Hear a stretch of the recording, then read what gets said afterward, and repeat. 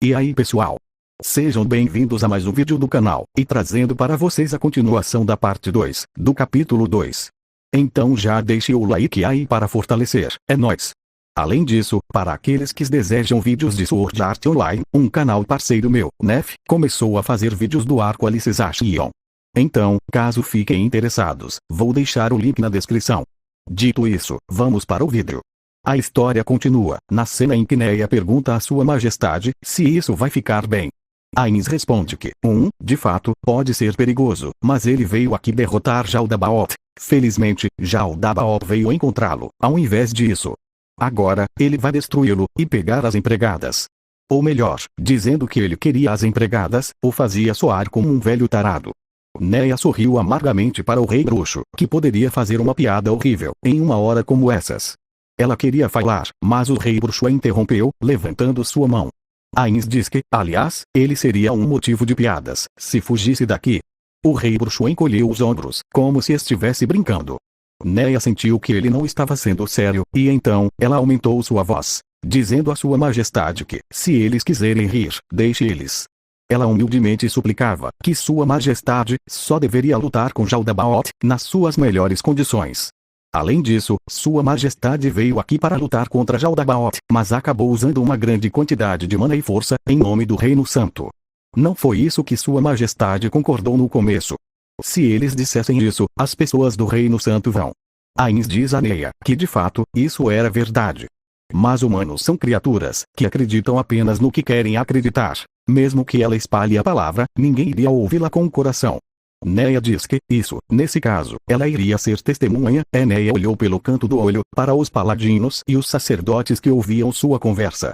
Certamente, eles estariam dispostos a ser testemunhas. Ainz a agradeceu, mas diz que não havia necessidade para isso. Ele não vai mudar sua intenção de lutar contra Jaldabaoth. Neia pergunta o motivo, e Ainz responde que, era simples. Porque era uma promessa, que ele fez como um rei. Neia não tinha nada a dizer. Não havia nada que ela pudesse dizer, em resposta a isso. Uma cidadã como ela, não podia possivelmente dizer nada, que mudasse a mente de um rei.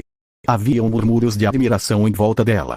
De fato, essa pessoa grande e orgulhosa, não era nenhuma outra além de sua majestade, o rei bruxo Ainz ou Algoum. Neia estava cheia de orgulho, pelo rei que ela tinha tanta apreciação. Neia diz a sua majestade, mesmo sabendo que isso era profundamente desrespeitoso, que se sua majestade se sentir em perigo, ela implorava, para que ele fuja. Talvez mencionar a possibilidade de sua derrota, poderia fazê-lo infeliz, mas mesmo assim, ela ainda tinha que dizer isso. Ainz responde, dizendo mas é claro. Alguém que luta sem preparar meios de escapatória, é um tolo. Mesmo que você perca uma batalha, você pode fazer um bom uso dela, e ganhar informações para a próxima. Não importa se você perder a primeira batalha. Neia diz que não esperava nada menos de sua majestade. Uma interpretação extrema disso era que seu objetivo era derrotar Jaldabaoth, então, tudo o que ele precisava fazer era ser vitorioso no fim. Neia estava animada por essa linha de pensamento, que não era de uma mente de um guerreiro, mas a de um rei. Ainz diz que, então, ele irá sair primeiro.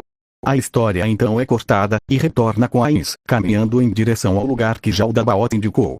Durante o caminho, ele usou mensagem para ordenar aos dois ranzos que seguiram ele, para checar suas costas, e se alguém estava observando de longe. Depois de receber um relatório negativo em ambas as vezes, Ainz, originalmente pretendia terminar a transmissão imediatamente, mas então, ele recebeu algum tipo de relatório confuso, de que haviam membros das Pleiades presentes. Ainz agradeceu e terminou a mensagem. Eles não encontraram qualquer jogador, ou pessoas com itens de classe mundial dessa vez também. Ele ficou pensando que eles deveriam se mostrar agora. Mas se eles não existem, Ainz se perguntou como se poderia explicar o que aconteceu com Chautiar. Se foi algum tipo de coincidência. Deveria ser o efeito de um item classe mundial, certo? Ou foi trabalho de algum tipo de talento. O fato de que nada aconteceu, apesar de ir tão longe assim, fez com que tudo parecesse uma armadilha para ele. Por tudo que ele sabia, a oposição deveria estar esperando para ele abaixar sua guarda antes de atacar. Honestamente, bem, não importava. Planejamentos cuidadosos para o futuro não serão em vão. Portanto, Ainz contatou as outras equipes de ranzos com mensagem para verificar suas prontidões, e que suas ordens foram recebidas. Ainz pensou que, tudo bem, as preparações estavam completas. A próxima parte era simples, ele só precisava seguir o livro de Demiurgos. Mesmo que ele cometa um erro, poderia sempre dizer, eu estava apenas testando você, e assim por diante. Isso era bom. Ainz ficou comovido, com o quão leve era seu passo. Essa foi a primeira vez que ele se sentiu tão relaxado, desde que veio a este mundo, e foi como flutuar pelo céu. Logo, Ainz chegou a uma praça de tamanho médio. Essa foi originalmente a praça, com a fonte periodicamente ativa, para o lazer da população. Porém, não havia mais água fluindo desde que os semi-humanos a destruíram. Não haviam planos para restaurá-la por enquanto, e a região em volta parecia austera. Um demônio estava lá, orgulhosamente de pé. Era um demônio imenso, com asas queimando, e 2 punhos musculosos carmesins.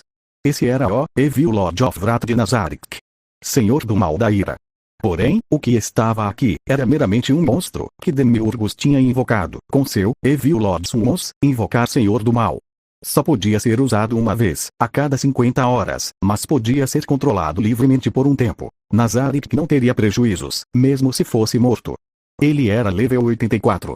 Como um Evil Lord, do tipo ataque físico, tinha um total de HP muito alto. De todas as habilidades especiais que Evil Lords possuíam, a mais perigosa era invocar outro Evil Lord, que tinha level menor que eles mesmos. Porém, monstros invocados, não podiam por sua vez, invocar mais monstros. Portanto, o Evil Lord of Wrath, que Demiurgos tinha invocado, não podia invocar outro Evil Lord. Se esse Evil Lord tivesse sido criado ou feito, então ele poderia invocar outras criaturas adicionais. Por exemplo, o Evil Lord of Sloth, Senhor do Mal da Preguiça, podia muitas vezes invocar grupos após grupos de demônios e mortos-vivos, fazendo com que eles sejam muito difíceis de lidar. Além disso, um ponto problemático sobre o Evil Lord of Wrath seria que era muito difícil manejar seu rat. O Evil Lord of Wrath ficava agressivo mais facilmente que outros Evil Lords.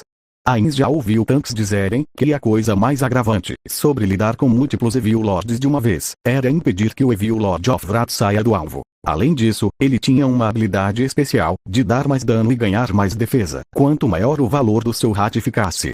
Ainda assim, isso não era tão assustador. A única coisa que Ainz estava preocupado era sua habilidade chamada Soul Bullet Miracle, milagre comprado pela alma, que produzia efeitos desconhecidos.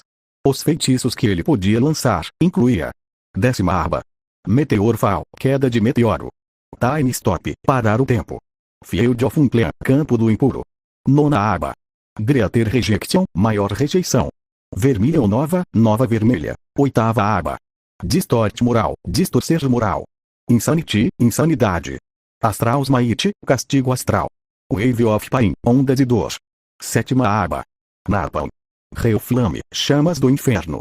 Greater Word of Curse, maior palavra da maldição. Greater Teleportation, maior teletransporte.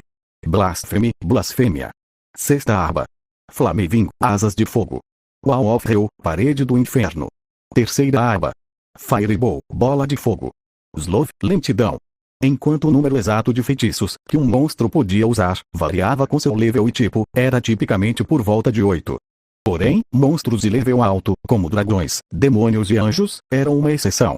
Ainda assim, como um tipo de guerreiro puro, os feitiços do Evil Lord of Wrath não eram particularmente temíveis.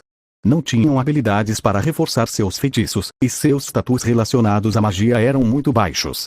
Enquanto os feitiços de ataque dos Evil Lords tinham o elemento do fogo, e portanto, era uma fraqueza dos mortos-vivos, não havia necessidade dele ser cuidadoso. Seus feitiços que afetavam a mente eram inúteis contra mortos-vivos, e o valor do karma de Ainz era negativo para começar. Então, feitiços como Distort Moral era uma perda de tempo nele. Para Ainz, cujo karma era negativo, anjos eram mais difíceis de lidar que os demônios. Enquanto ele contemplava as informações da oposição, Ainz olhou para as 2 empregadas atrás do Evil Lord. Ele pensaria nelas mais tarde. Ainz falou: agora então, você ouviu tudo. Já o Dabaoth responde: mas é claro, Ainz-sama. Ouvir sua voz pesada fez Suzuki Satoru sorrir inconscientemente, dentro do coração de Ainz. Isso era porque o demônio, e todos os membros de Nazarick, foram projetados de acordo com sua imagem. Essas vozes eram provavelmente o que os desenvolvedores ou seus criadores tinham imaginado para eles. Nesse caso, Ainz se perguntou quem tinha inventado as vozes adoráveis que os Sleepbugs tinham antes de consumir qualquer corda vocal. Ou toda a coisa, saiu na sua mente, que Perodontinho estava falando sobre, realmente existia. Não, isso era impossível. A Torre de Pandora era um bom exemplo. Ele era um ser que não parecia refletir o que o seu criador tinha em mente. E então, havia o fato de que um ser sem cordas vocais como Ainz podia falar. Tudo o que ele podia dizer era que mundos mágicos eram realmente espantosos. Fim. Obrigado por sua visualização e nos vemos no próximo vídeo.